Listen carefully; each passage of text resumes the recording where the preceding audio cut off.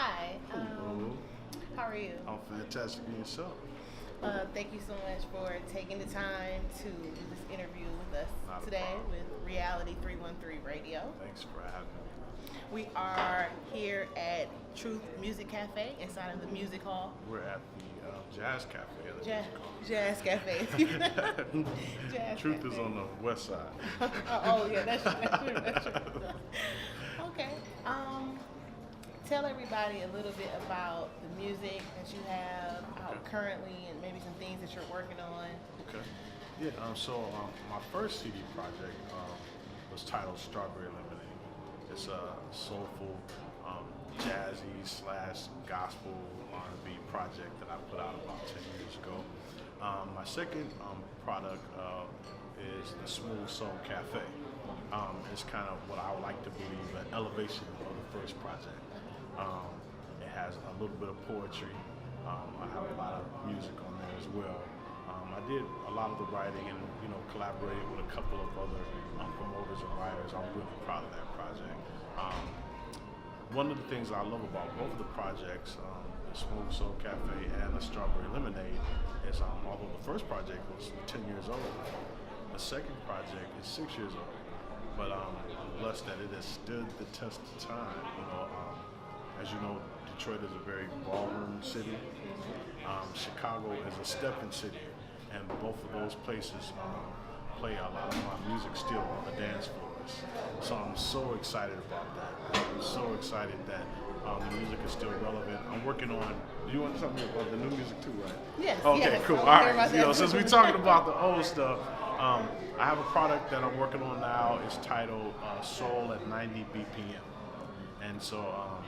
My objective was to up the ante a little bit. I'm more of a laid-back, soulful guy. So I wanted to deliberately create some music that just had more of a vibe and a flow to it. And so every song is going to be along the lines of 90 beats per minute.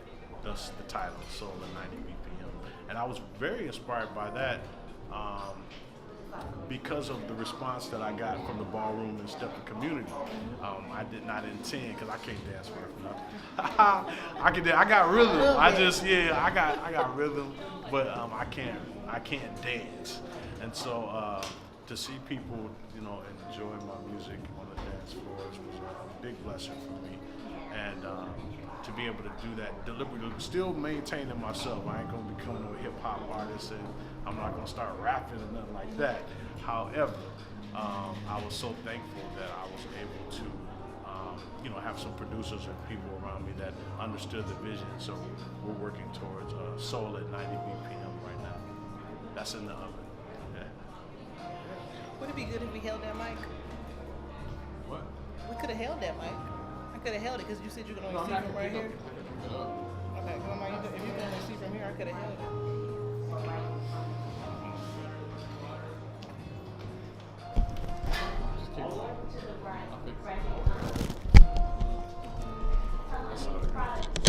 Tell me about how you got started in music. When was that moment maybe in your childhood that you were like, music is what I'm going to do now? I love that you asked that question. It's an interesting pathway for me, the whole music career. I grew up in the church, and church is it's the foundation of, a lot of how I saw life. And there was a lot of giants musically. I grew up in the Church of God in Christ and the Pentecostal church back in the 70s and 80s. I mean, the singers of all singers was there. So those were the standard for me musically. So I really didn't realize how much people appreciated my gift, or that I could sing, to a degree, because I always compared myself to that. So it wasn't an option. And I remember I was in my young 20s, and I read this book, and it talked about what I got from a certain portion of the book. It talked about don't climb the ladder of success only to realize that it's leaning against the wrong wall. And I was like, huh. And at the time, I was an assistant manager at a bank in California, and kind of moving up the ranks as a young black man. And it wasn't a deep, I didn't lay in ashes and light incense and cry in the closet. I was just like, God, God, what is my purpose? What is it that I am to do in life? I want to fulfill my passion and purpose. And the music path really opened itself up to me. I didn't necessarily choose it. Like I tell people, it chose me. And it was the love and support that I got from a lot of my friends that I respected musically, that saw something in me that I didn't, at the time. And that's still something that I'm owning. So the music thing kind of it kind of chose me more so than I chose it. I'm just taking responsibility for it, and believe it or not, I'm still learning to enjoy the ride, and enjoy it and manage it and take in all the love and give the love back. It's still a process. Discovering myself. What advice would you give to that struggling artist so that they find their niche and find their way? The first thing that I would say, which is very important, I believe, to all gifts, you have to love people. You have to love people.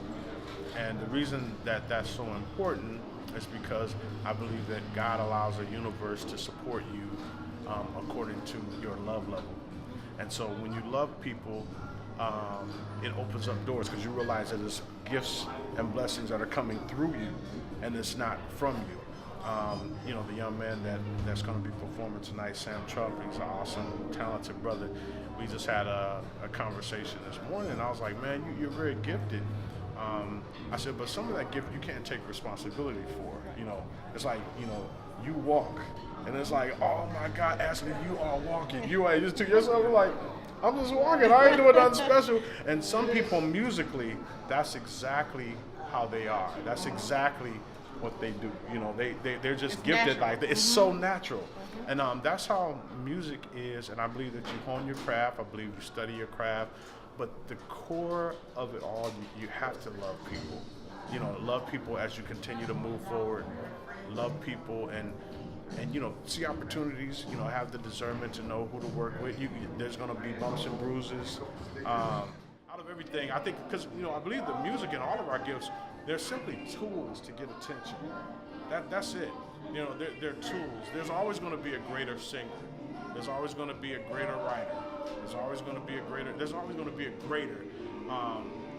But the fulfillment that you get from giving love and creating that space, I don't think it's anything better than that. I felt if I died today, that I would have lived my dream.